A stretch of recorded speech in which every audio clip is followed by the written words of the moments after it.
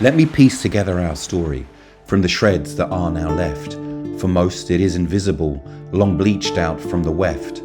Yet in our nation's fabric, we've been there all along.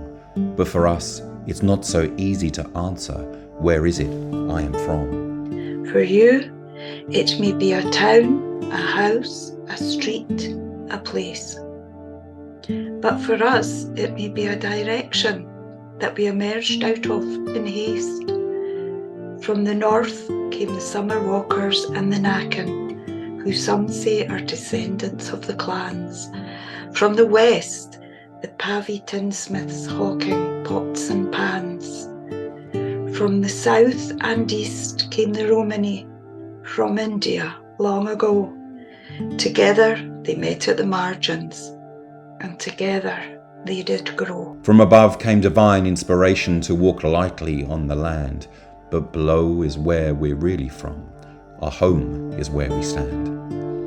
From the daffodils down in Cornwall that we picked in fragile spring, to the berry fields of Blair where the Stuarts used to sing. Faces down, backs tired with picking, it was all the crops we knew. The taters, the beet, the yeasty hops, we harvested everything that grew.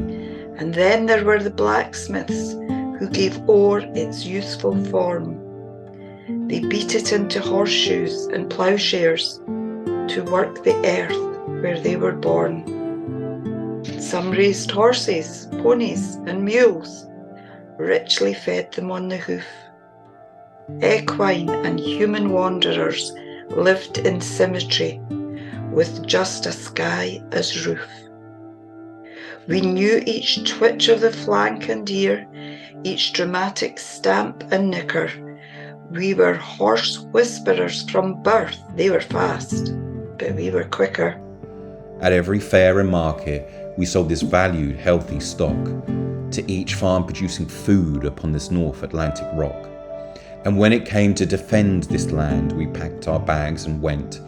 Used to living on enemy territory, it was no hardship in a tent. Each and every family had men who never made it home. No breadwinner left to fill the pots of those who had to roam. Yet they moved on, as others did, beyond what they had seen, and found this land fit for heroes began to grow quite mean.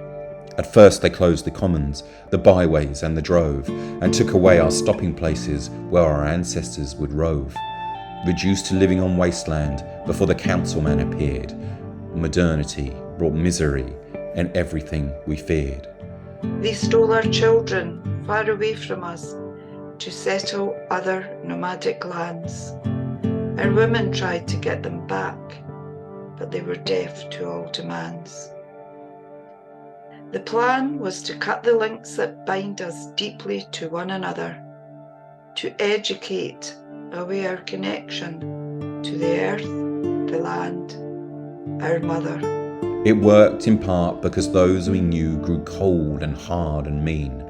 Unlike their ancestors, they turned away from everything that's green. But our elders knew better. They said, this too shall pass. They taught us all we had was each other. So those who listened held fast. So when you see a gypsy boy or traveller girl with horses at the fair, or caravans still pitching up on open land without a care, you're witnessing a triumph from a people with a past, with an iron determination to prosper, to overcome and last. Each one of us came from everywhere. We sprung from this very land, and to her we shall return in turn when we've made our earthly stand.